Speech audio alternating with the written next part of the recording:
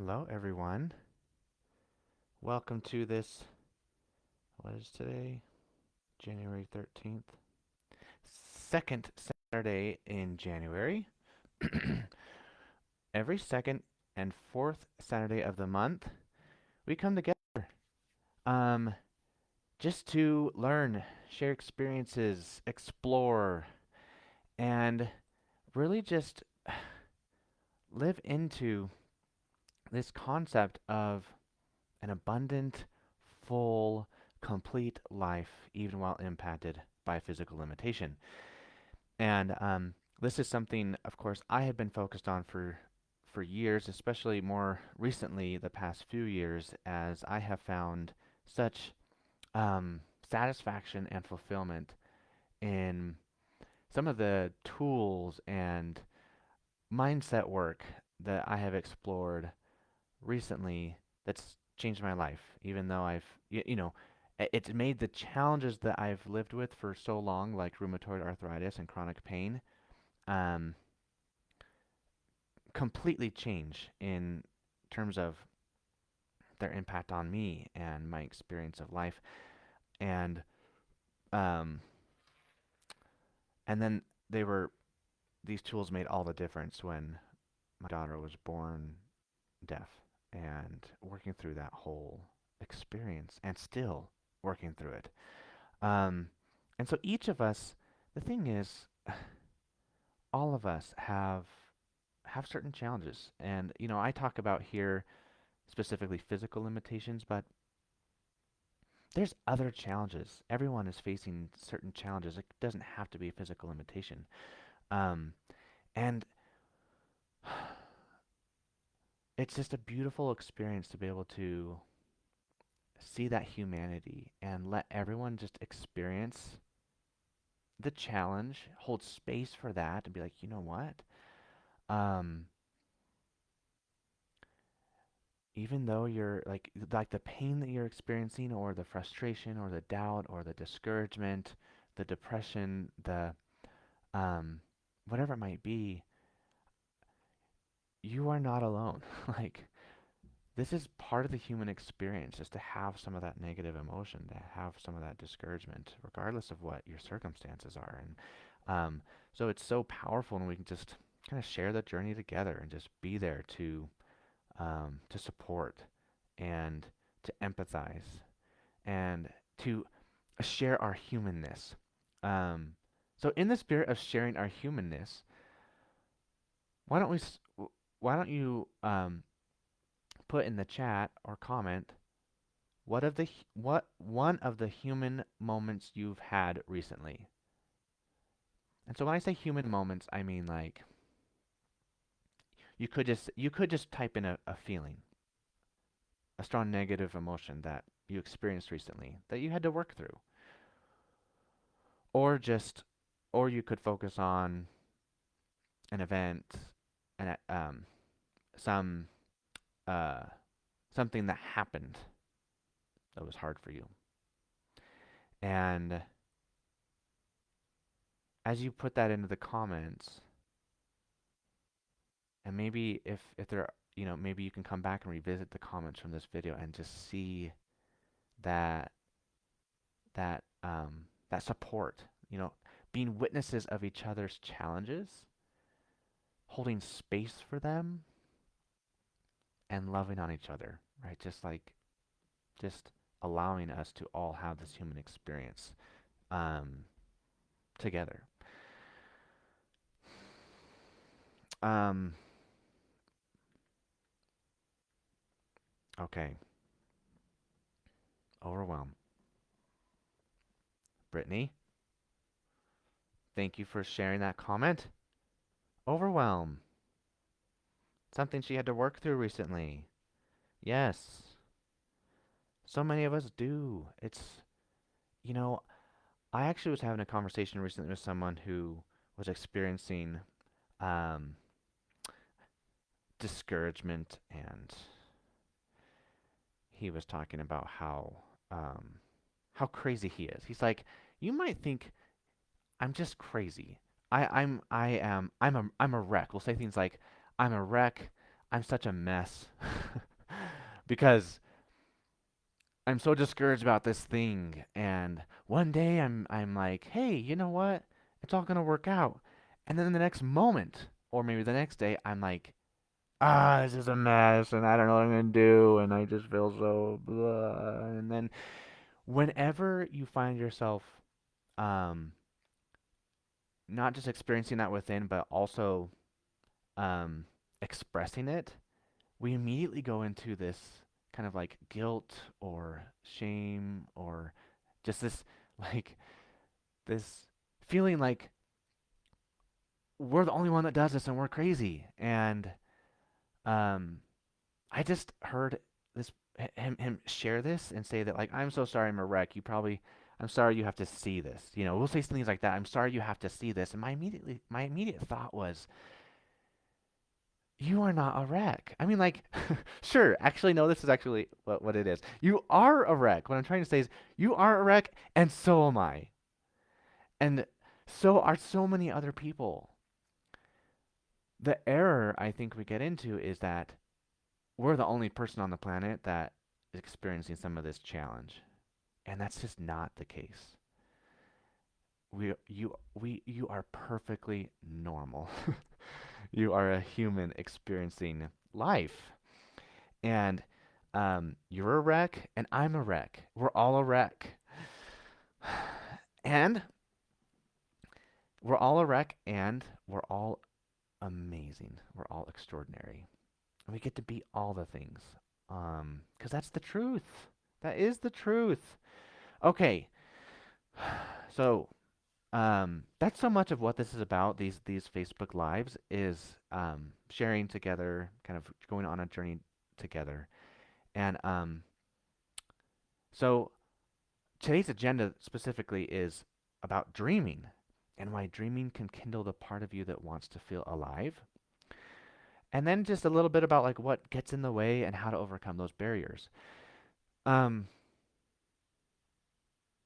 if you haven't had a chance to comment, um, or if the past prompt was too difficult, just give a thumbs up or some type of emoji. Just put it into the comments so that we can see you and love on you. Thanks for being here, or thanks for watching the replay. If you missed the past Facebook Lives, go ahead and send me a message. You can message me via Facebook Messenger if you want, or even just comment here and say, "Hey, I'd like to get links to the past videos."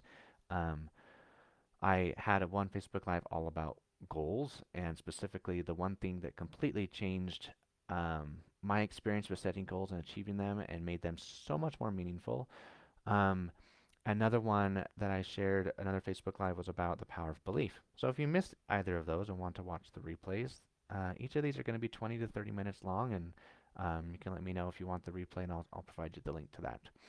So let's talk about why dreaming can rekindle the part of you that wants to feel alive. And the the truth is, we all want to feel alive. There is this part of us that is yearning for um, light, for hope, accomplishment, achievement, love. That's in us. If you feel that, you're like, I just want you just to connect with that for a minute. It's like, hey, where is that part in you? It is in you, and it's wanting to communicate with you. Um, and one way we can access that, here's a simple exercise I want to do just to maybe access that part of you that wants to feel alive. Consider this. What if you could do the thing that maybe your physical limitation is preventing you from doing? What if you could do what your limitation is preventing you from doing? Or another way to ask it is, this is a bit more broad. What would your day to day be like if the thing that's challenging to you was no longer a thing? So just imagine that for a moment and get clear on the answer to this next question, how would you feel? How would you feel? Feel free to put that in the chat. What is the one word emotion that you would feel if the challenge you're facing was no longer there? Or if you could do the thing you've been wanting to do that your physical limitation or pain is preventing you from doing? What is the one word emotion that you would feel?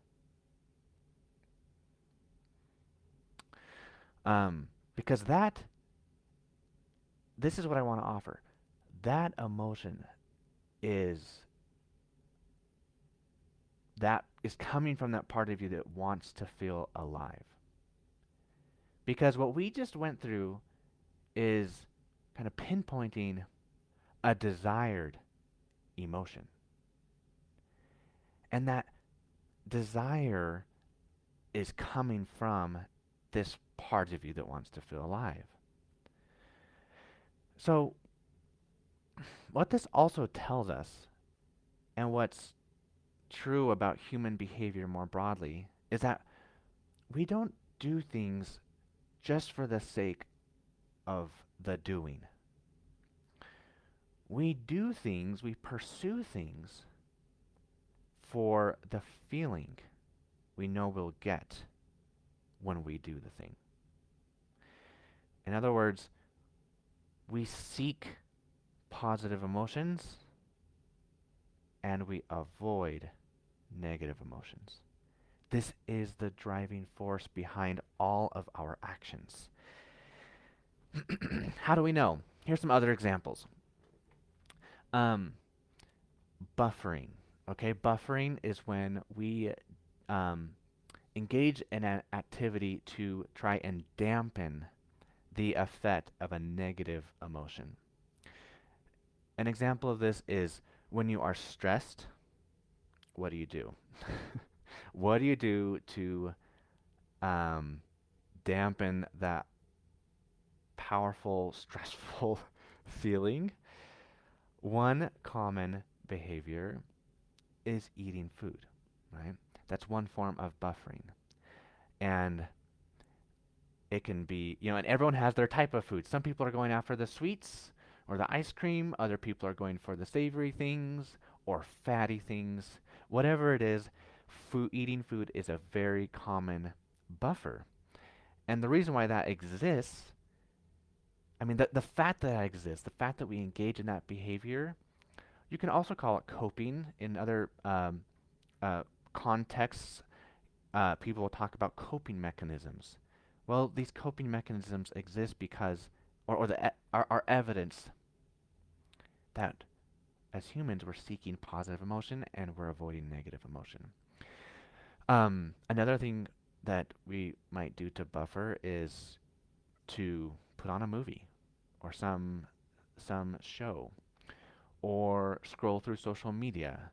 These are all forms of buffering that really tell us that, um, there is this powerful force in us to try and avoid that negative emotion of being stressed or overwhelmed or discouragement. Another example is procrastination. Why do we procrastinate? Well, it's often because the thing that we are trying to get ourselves to do is also bringing along with it some negative emotion, like um, dread. That's a very common one I experience. When I have tasks that I am putting on my calendar that I'd like to be done, or I know need to be done, but when I think about it, and especially if I start, like, just get started doing it, I'm like, oh, there's this dread. And when we feel that dread, what do we often do? Hmm, you know, we think, I'll do this tomorrow, or I'll just do this later. There we go. We're witnessing the human behavior of avoiding negative emotion. Or sometimes another example is controlling others. This happens often if people we love are hurting in some way. And what we often experience is also hurt ourselves. And so when someone is sad or hurting in some way, you'll notice that we will often engage right away in some activity to try and like help them feel better. Um, and some of that reason might be because we do genuinely want them to feel better, and at the same time, we're also not feeling great when they're not feeling great. And so we're trying to help them feel better so that we also can feel better. Um, so these examples and many, many more we could go through uh, help us see that the positive emotion, feeling better emotionally, is really what we're after. That is the part within you that wants to feel alive. It, there's this emotional part of us that we're often ignoring or not really giving enough um, attention. So, here's the next thing we want to talk about. Okay, so now that we've established this about what's driving our behavior and really connecting with this part of us that wants to feel alive, um, I want to now share what the common error is about emotions. And it's this: people often think that feeling a positive emotion or feeling better depends on whether or not you check something off your to do list, or depends on whether or not your loved one feels better, or whether or not you achieve your goal, or do a certain something. But the truth is that emotion is not dependent on those things. It does not come only after a challenge or a physical limitation is resolved. This is the error that we engage in all the time, and so that's why we are wanting others to change or wanting others to feel better because we think they are causing our negative emotion, or this is why we want our challenge to be eradicated. We want our physical limitation to be gone because we think that physical limitation is causing our negative emotion and is causing our discouragement. But do you know what creates our feelings? Every single feeling, every single emotional experience is being created by the things we're thinking. They're being created by our thoughts. You can feel whatever emotion you want to feel right now. How do we know this? Well, one thing you can explore is the feeling you have in this moment. Just notice, what is the feeling you're having right now? I love to just pause and bring attention to the body. Emotions are in your body. So now you're getting out of your head and into your body and thinking about or just noticing the vibrations, the sensations, the emotional experience that's taking place right now. What is it? And once you've identified that, ask, what are you thinking right now? The things you are thinking right now are what are creating that emotional experience for you right now. And if that's true about this moment, that is also true for any future moment. You can decide what you want to feel. You can decide at any point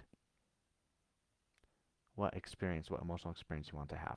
Now, that doesn't mean that um, there's some things that happen quickly. There's some thoughts, there's some experiences that happen very quickly and perhaps out of our control.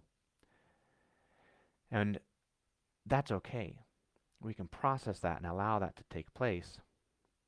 And then once we have processed that emotion, we have the ability to create the emotion that we want.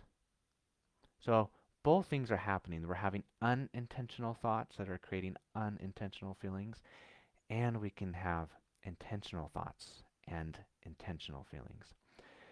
Um, so people will say that they are discouraged and down because of what they are going through, but it does not matter what you are going through. You can always imagine. Your imagination is your privilege. So this is what this topic is all about today. The topic of imagination, about dreaming. And um, so, okay, I want to run through this example, just a brief example of someone who I observed. I observed a conversation with someone, and this was at an event, who had cancer. Someone with this kind of diagnosis, and especially the specific diagnosis she had, has very good reason to worry about the future and to be concerned about the worst case scenario actually happening. And this, of course, is where this person's head was a lot, thinking a whole lot about um, the worst case scenario, and was in all kinds of sadness because of that. And um, the question came up, well, the question that was asked of her is like, what do you want to imagine for yourself? And her response was, I mean, I want to imagine living. I want to imagine doing what I've always done. And the next question is like, well, why are you not letting yourself imagine this? What is the risk of you imagining you are cancer free 1 year from now? The risk really would be that that doesn't turn out to be the case. The risk is it doesn't happen. The risk is that this person 1 year later still has cancer. Um, but we don't know. This person didn't know. You can't really predict the future. You can actually enjoy the imagination and the energy now by imagining what you want. Even if the imagination doesn't come true, even if the dream does not come true, the imagination, the energy, the emotion, all of that is real. It's a real experience that you can have now. You have the power to experience that energy that comes from dreaming and imagining about the thing that you want. What's the worst thing that can happen? Well, at some future point, the thing you dream about, the thing that you imagine, doesn't happen. And then you feel disappointed. So the worst thing that can happen is disappointment. Why not allow yourself to face that disappointment at some future point if you need to? Why not allow yourself experience the energy and the hope that you that can come now if you allow yourself to dream about the thing that you want? I mean, the alternative is that you keep thinking about the thing you don't want and you feel the disappointment now. It's like we're worried about the worst case scenario and feeling the disappointment later and at some future point. So this is the illogical thing that happens. We end up just feeling it now. We end up like worrying about and thinking about the worst case scenario, or thinking about the thing that is in our way right now. We think about it over and over, and so we just experience the thing that we don't want right now. We experience the disappointment now. Your imagination is your privilege, and no matter what you're experiencing, no one can take away your imagination. No one can stop you from dreaming and experiencing the energy and that positive emotion that comes from dreaming.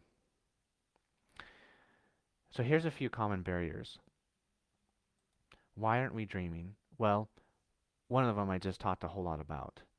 We're we're worried about some future outcome, like the dream not happening and feeling disappointed. Or we might think that if we start allowing ourselves to dream, that we actually have to do something about it. You don't have to do something about it. You could just dream for dream's sake alone. You don't even have to pursue it. Because remember what we talked about earlier. Um, Let me just go back and find, yeah. What we talked about earlier is that we don't do things for the doing. The actual pursuit of something or the doing of something is not actually what we want. What we really care about is the feeling that we get when we do those things. So the error is that we think we have to pursue the dream. We think that the dream has to happen for us to feel the feeling. But the truth is that feeling is created by the act of dreaming. The emotional experience comes from the thinking, not from the doing. So you don't actually have to pursue the dream in order to uh, experience the energy, the hope, the light that comes from the dream. You don't have to achieve the dream, you just have to think about the dream. Um, Another common barrier is that we want the dream now. When we start to think about it, we start to get discouraged because we're like, that's never going to happen. That's not realistic. And if you notice yourself falling into that trap, you can pull yourself out by connecting with this fact. That dream, that actual achievement of that dream is not what you want ultimately. What you ultimately want is the feeling that's going to come from that dream. So when your brain starts to be like, well, that's not even realistic, I might not achieve it, you can just respond to it with love and being like, yeah, we don't have to achieve it. Let's just connect with what the dream is and what we experience when we allow ourselves to dream it. That's that's that's all we're doing, brain. um, all of the noise about whether or not we can achieve it, whether or not it's realistic, that's all irrelevant. Because the goal of dreaming is to create an emotional experience, is to activate this part of us that wants to feel alive. Let's give space for that. And we can do that by getting in touch with what we desire, with what we want, and practice allowing it, imagining it, dreaming it. Even if you aren't as lively physically, your emotional self wants to feel the vibrancy of life. Where do you start? You can start with your desires. You start with what you want, and you give space for it, and you allow yourself to dream. All right, that's all I have for today. Um, Let yourself dream. Connect with what you want, and give space for it. Let's do it together. Let's just practice over the next few weeks, and I'm going to be doing this with you. I find myself, of course, I've been practicing this for a while, allowing myself to dream, but I want to recommit to it over the next few weeks with you and just really connecting with what I want and what I dream for my future and just letting it be there. Not requiring it to happen, not needing it to be realistic, just letting myself dream about it and experience that energy that comes from that dream. Okay, everyone, till next time, bye.